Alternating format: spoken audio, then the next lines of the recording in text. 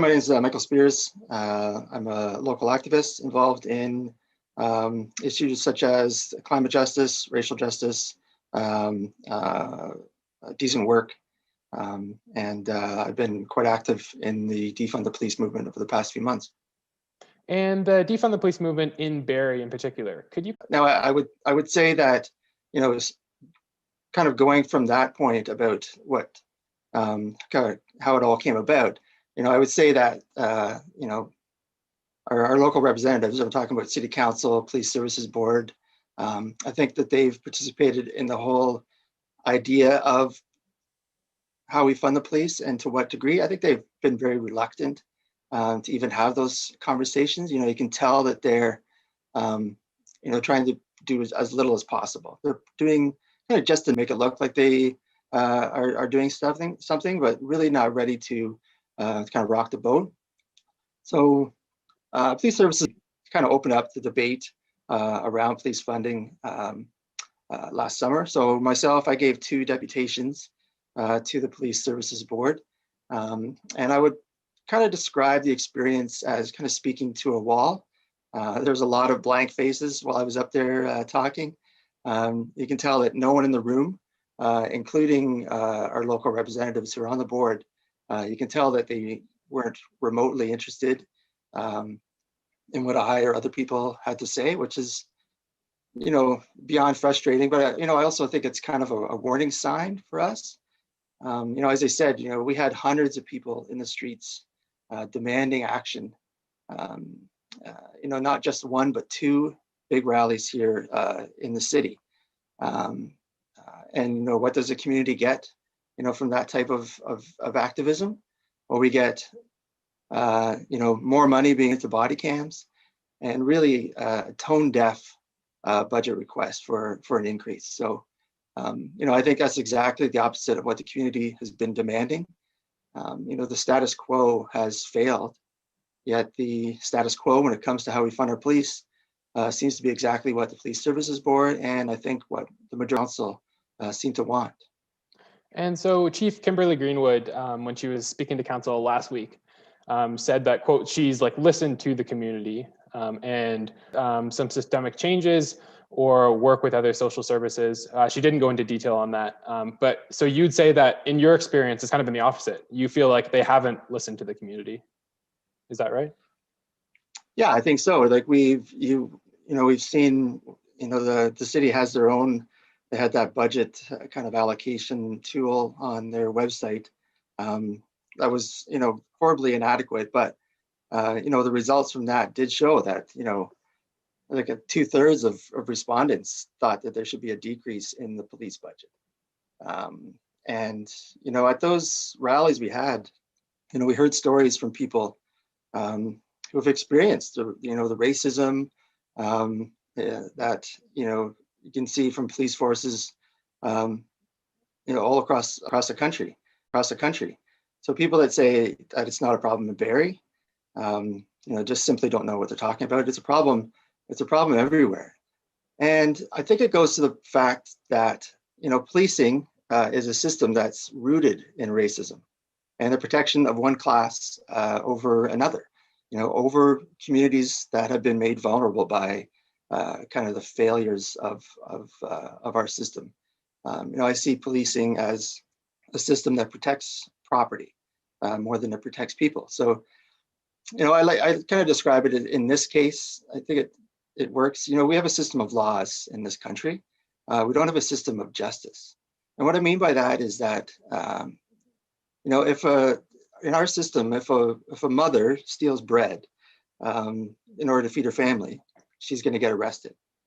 But if a major corporation steals their wages from their workers, nothing happens to them.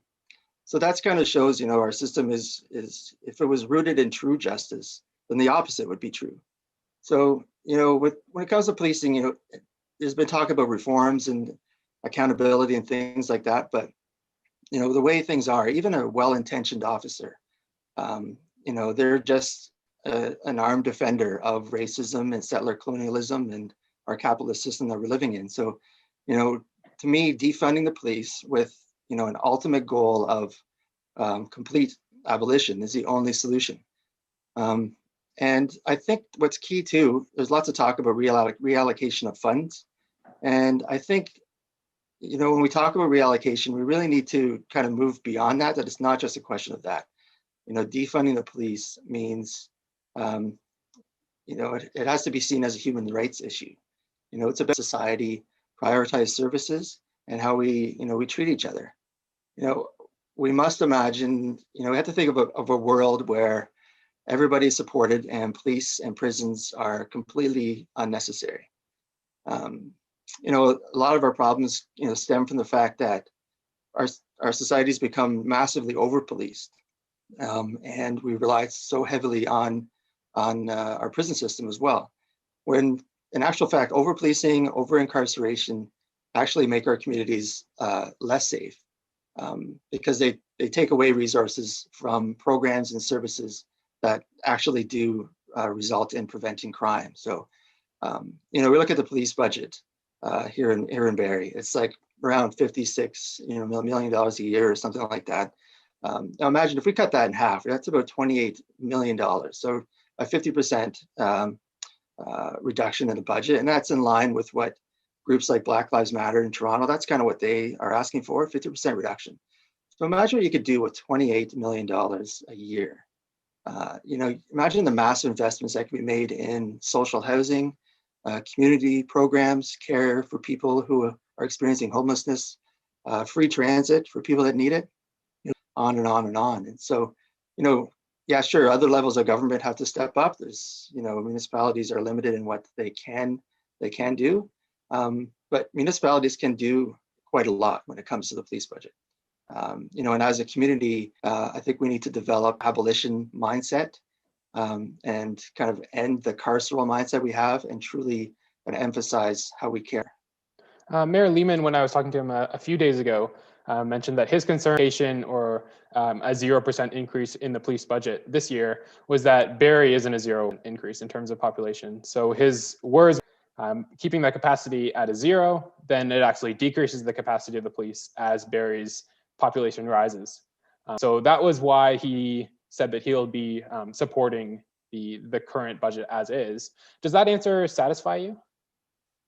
No, like not at all. Like you've seen, the stats show, the vast majority of calls that are coming into Barrie Police are non-emergency. So to me, that kind of shows exactly how kind of, out of step, the way police are set up, the way, it's just not in line with what people need. We need an effective crime prevention system in the city and across the country, obviously. And I've heard Mayor Lehman talk about how we can't talk about defunding until we have other alternatives in place. But the way I think about that, when people are facing an injustice, that injustice must stop immediately. We can't just say, okay, yeah, we understand. We're working on it. We can't get rid of this injustice until we have something else in place. So you're just going to have to wait. And there's when we have other things set up. So that's not the way it should be. People shouldn't have to wait, looked after and addressed. And the policing system is a complete injustice. It's failing.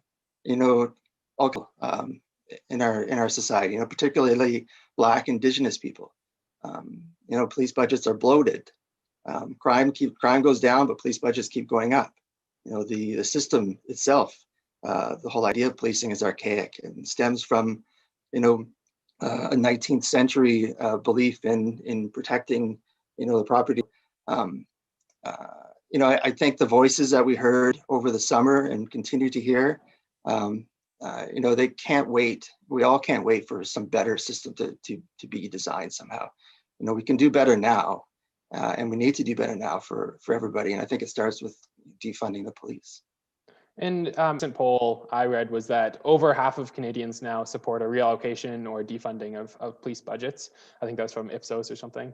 But as we see, Barrie City Council is still very much in favor of the police budget rise, especially this year. And even though they do have limited control over that budget, I wanted to ask you, what's your confidence that sentiment on council can change regarding the police and regarding their budget moving into the next few years?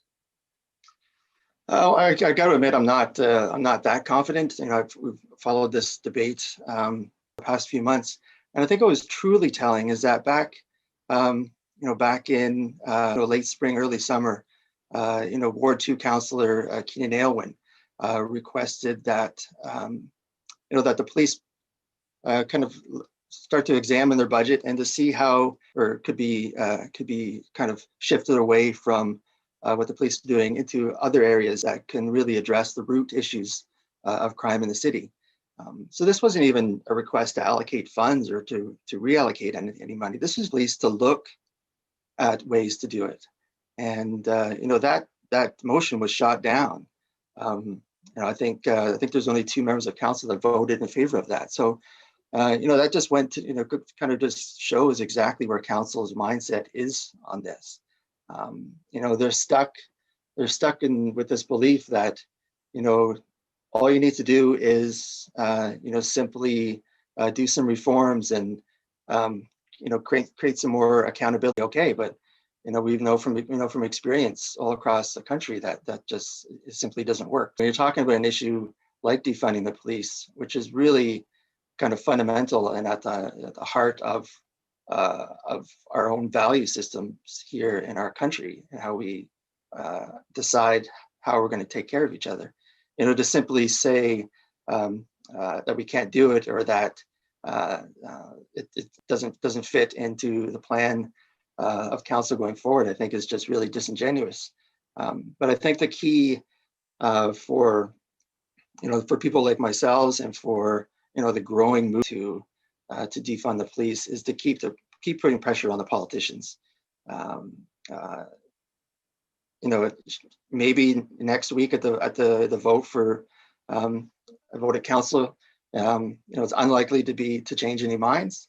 There might be some good ideas that are brought forward by a councillor or two, and I hope they kind of take root in the minds of these councillors. But if it doesn't work, if council says yes to a budget increase to police yet again, I think that's kind of a call to action for people, and I hope they look at that and see that much more work needs to be done to kind of continue to change the minds of these politicians so that they see that the idea of defunding police is the right thing to do, but it's popular, and that people are seeing that there's another way, that there is a better way to kind of take care of each other and to keep our communities safe. Well, thank you very much, Michael. I think that's all the questions I have for now. And yeah, I'm very interested to see how this kind of moves forward in the future, in the next couple of days and then next week as well. Yeah, for sure.